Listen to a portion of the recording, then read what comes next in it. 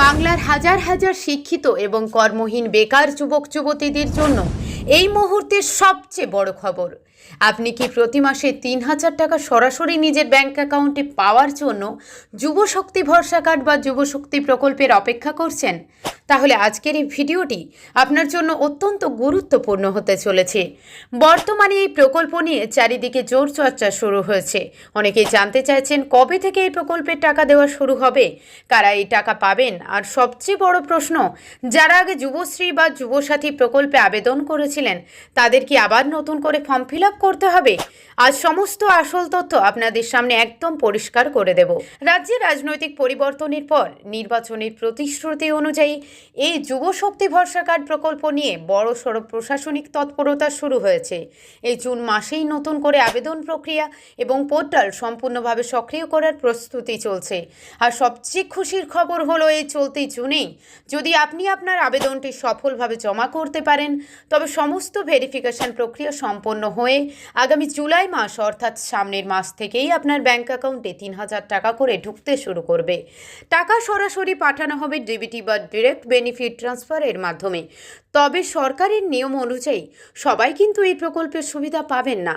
টাকা পাওয়ার জন্য আপনাকে নির্দিষ্ট কিছু শর্ত পূরণ করতে হবে। প্রথমত, আবেদনকারীকে অবশ্যই পশ্চিমবঙ্গের স্থায়ী বাসিন্দা হতে হবে। দ্বিতীয়ত, বয়স হতে হবে ২১ থেকে ৪০ বছরের মধ্যে।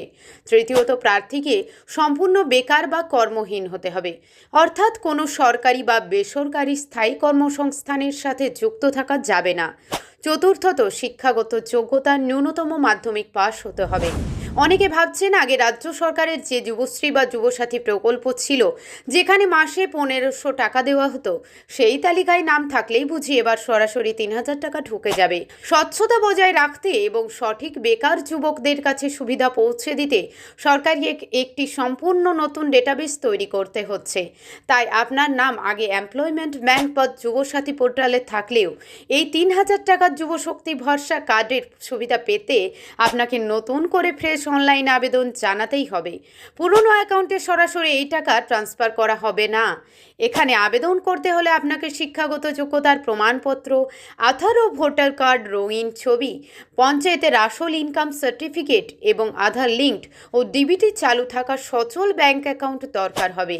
তাই আর দেরি না করে আপনার সমস্ত ডকুমেন্টের নাম এবং বানানের মিল ঠিক আছে কিনা আজই যাচাই করে নিন। ভিডিওটি আপনার বেকার বন্ধুদের সাথে প্রচুর শেয়ার করুন, যাতে তারাও সঠিক তথ্যটি জানতে পারেন। ধন্যবাদ।